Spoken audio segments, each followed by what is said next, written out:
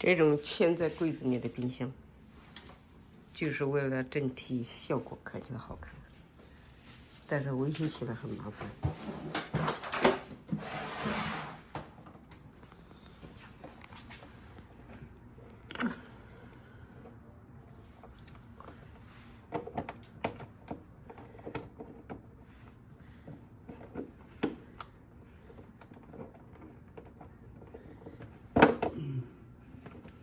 现在是没有插电，没插电之前检查一下。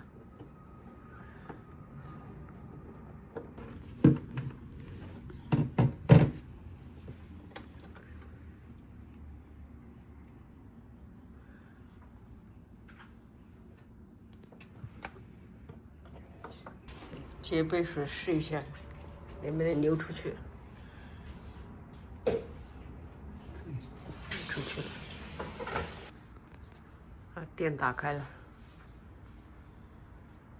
看一下。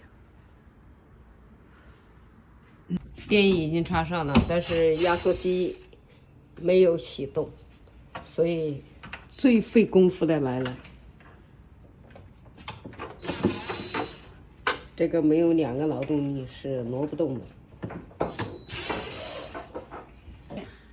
这个冰箱的那个压缩机运转的声音很小，所以没听见，以为压缩机没运转，把它抬出来，相当的静音，现在已经开始在制冷了。这台冰箱给它做完了，让它继续观察吧。